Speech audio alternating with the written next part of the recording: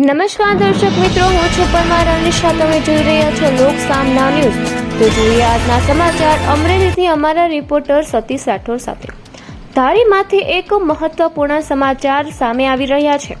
ધારી પંથકમાં સંઘ દ્વારા આજે એક અગત્યની બેઠકનું આયોજન કરવામાં આવ્યું હતું.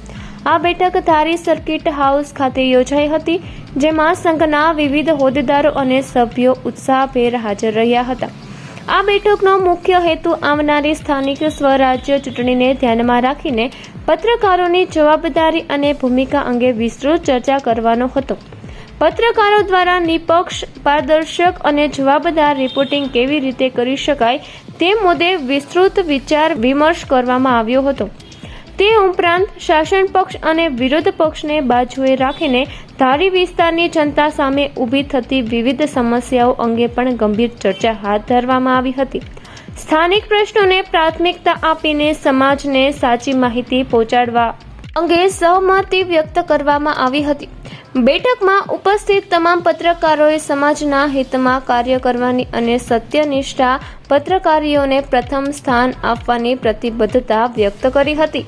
જી ભાઈ, આજે સર્કિટ હાઉસે મીટિંગ હતી, શું કહીશું? ધારી પત્રકાર સંઘની અગત્યની મીટિંગનું આયોજન આજે સર્કિટ હાઉસે કરવામાં આવ્યું હતું. ખાસ તો જે ચૂંટણી સ્થાનિક સ્વરાજની છે એને લઈને પત્રકારની ભૂમિકા કેવી રીતના આપણે આગળ લઈ જવાની છે અને જે પ્રશ્નો ખરેખર ધારીના છે કેવી રીતના ઉજાગર કરવા તે બાબતે મીટિંગનું ખાસ આયોજન હાથ ધરવામાં આવ્યું હતું. સાથે મિત્રો મારા અનિલભાઈ, સંજયભાઈ, ભાઈ રહીમભાઈ અને જીતેન્દ્રભાઈ, ટીનુભાઈ લલિયા, ખાસ કરી જયેશભાઈ, પ્રતાપભાઈ વાળા સહિતના જે અમારા સદસ્યો છે એ પણ ખાસ હાજર રહ્યા હતા અને ચૂંટણીલક્ષી આજે મીટિંગ હતી એ સફળતાપૂર્વક પૂર્ણ કરવામાં આવી. ઓકે, આજે સર્કિટ હાઉસ ખાતે મીટિંગ યોજી હતી, ક્યાં હેતુથી અને કઈ રીતે આયોજન હતું? ધારી નગરપાલિકા તેમજ સ્થાનિક સ્વરાજ્યની ચૂંટણી જ્યારે આવી રહેલી છે આગામી દિવસોમાં, ત્યારે પત્રકારોની ભૂમિકા અંગે જે ધારીના લોકલ પ્રશ્નો છે, તાલુકાભરના જે લોકલ પ્રશ્નો છે એ પ્રશ્નોને ઉજાગર કરનારો પત્રકાર. આમ જોઈએ તો શાસક પક્ષ અને વિપક્ષની વચ્ચે જે ચૂંટણી જંગ જામેલો છે હાલના દિવસોની અંદર અને તડામારીની તૈયારીઓ કરી રહેલા છે, ત્યારે આ અંગે પત્રકારોની ભૂમિકા.